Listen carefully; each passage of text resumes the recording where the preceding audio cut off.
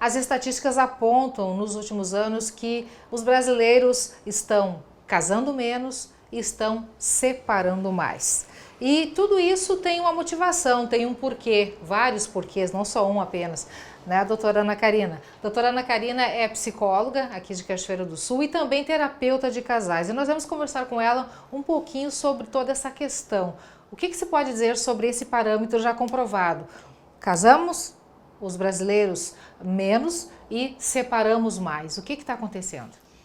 Pois é, eu tenho uma estatística do IBGE de 2013 que são mais de 300 mil casos de separação registrados aqui no Brasil e é um índice que mostra um aumento de 43% em relação a 2010. Então, realmente, os números têm nos apontado essa realidade. Apesar de que a definição de casamento hoje, ela continua sendo baseada no amor. As pessoas casam por amor e ainda mais querem ser felizes para sempre. Então nós estamos diante de uma situação que não é a falta de esperança no amor e nem a vontade de se casar, porque também temos um registro grande de casamento. O que nós temos é uma situação que nos mostra o quanto existe uma banalização quanto às dificuldades enfrentadas do relacionamento. E que muitas vezes geram, então, a uma banalização da ruptura, que a gente pode dizer, será que a separação sempre é a melhor forma de resolver os problemas conjugais? Nos últimos anos, uma coisa que se tornou normal são as uniões informais, né? Isso aí influencia nas estatísticas também, mas isso não está contribuindo para essa superficialidade dos relacionamentos? Ou para esse aumento nas estatísticas de separações?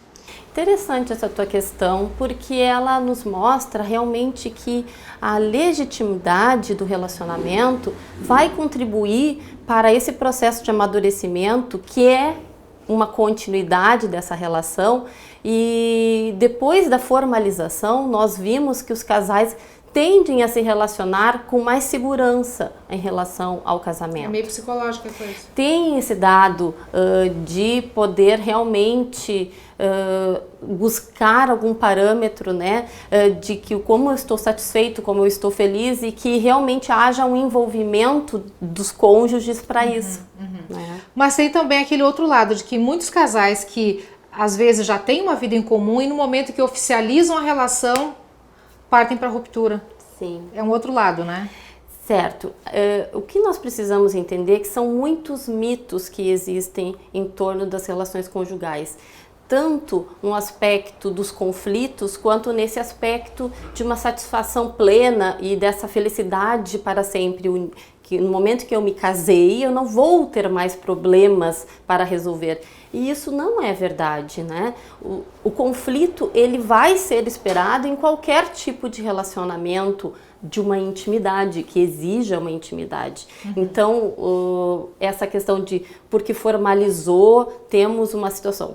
Muitas vezes nós estamos falando diante de uma expectativa que aquele casal tomou. Né? Então, o que nós precisamos entender é que os casais, eles podem e têm alternativas para lidar com seus conflitos, desde que eles admitam que esses conflitos podem ser realmente para reorganizar essa relação, para buscar uma qualidade que está se perdendo por meio dessa frequência com que esses conflitos têm acontecido. E existe realmente no consultório, no dia a dia, como terapeuta de casais, tu sente que existe esse pensamento realmente de que muitas pessoas, muitas uniões começam com o pensamento de que, bom, se não der certo a gente separa e aí as coisas realmente, esse pensamento pode contribuir para que a relação realmente se torne um pouco mais superficial, menos concreta? Sim, pode. Nós observamos assim que a qualidade conjugal ela está relacionada a vários fatores. Um deles é o contexto social e as pessoas são influenciadas por aquilo que o casamento, que dizem ser um bom casamento, né? Então sabemos então que se dá problema, então quem sabe não é para ser, né? Então nós temos aí uma influência social que diz o quanto o ser humano sofre, né, por não querer sofrer. Tem um autor que ele diz, o homem atual sofre por não querer sofrer. é justamente isso, a sua fuga diante dessa dificuldade que ele enfrenta, que pode estar enfrentando, vai fazer com que ele de novo tenha situações, né, complicadas diante dele, porque ele não resolveu o que precisaria, né, de fato. Diálogo é fundamental? Sem dúvida, sempre. Diálogo, eu diria que ele está dentre os motivos, né, do que os pesquisadores levantam, e agora tem uma pesquisa aqui rio-grandense, bem importante, da nossa Universidade Federal, da URGS, que mostrou, né, que a questão da comunicação e o quanto as pessoas devem estar envolvidas nesse relacionamento, ou seja, o quanto elas devem demonstrar o quanto elas têm vontade de estar junto, a questão da reclamação da distância do cônjuge, quando ele se compromete com muitos trabalhos ou não está fisicamente presente, né? Isso é um dos motivos que mais gera conflitos, né, no casal. Então, nós precisamos entender que a questão do diálogo, a possibilidade das pessoas compreenderem e auto-observarem-se como fazem esse diálogo, né, contribui muito para o relacionamento. Não sei se eu posso dar um exemplo sobre isso. Claro. Um aspecto que a gente observa muito é quando o cônjuge ele quer apontar as falhas do outro, né?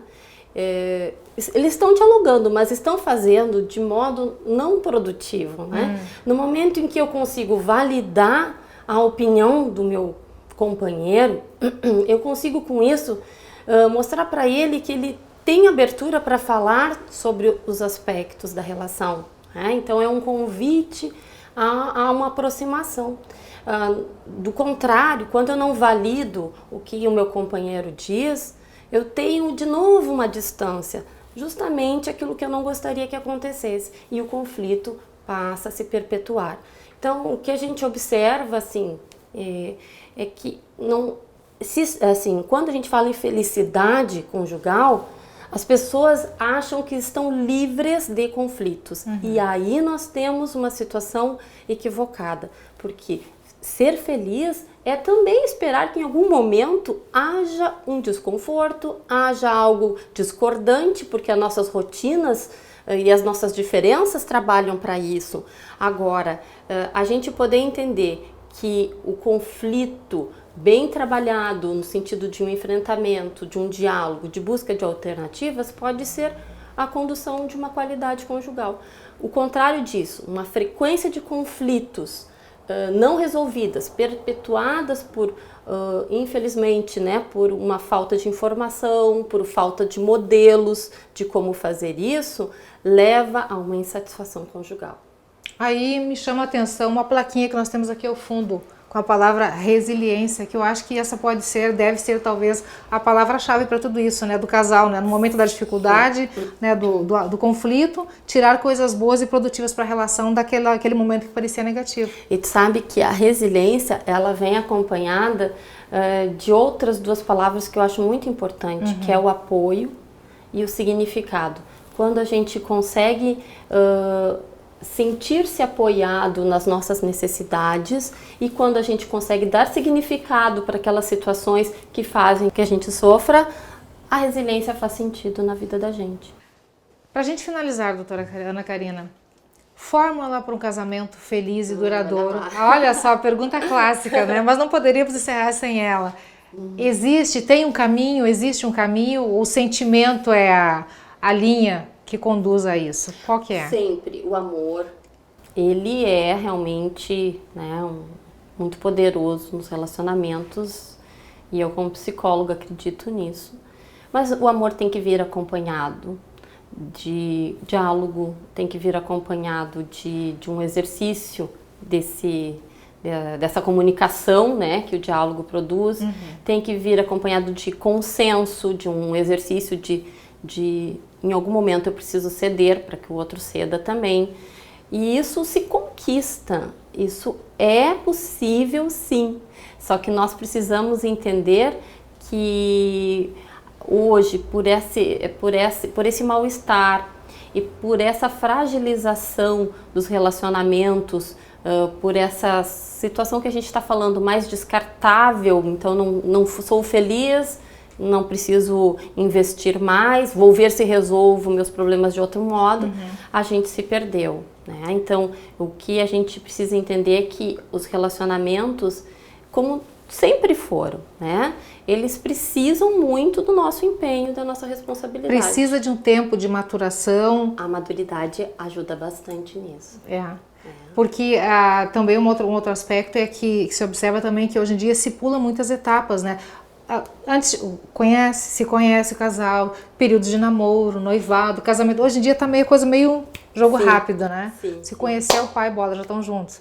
Então, às vezes, isso aí pode de alguma maneira também contribuir. Isso pode estar refletido nesse mundo instantâneo que a gente vive, esse mundo virtual que é tão rápido, que nós estamos cultivando a impaciência também, né? Nas relações, com certeza. Concordo contigo. Tá bom, então. Obrigada pela sua colaboração, pela sua participação conosco aqui no NTSul, tá bom? Obrigada. Informações importantíssimas aí da psicóloga e também terapeuta de casais, doutora Ana Karina Mota Klein.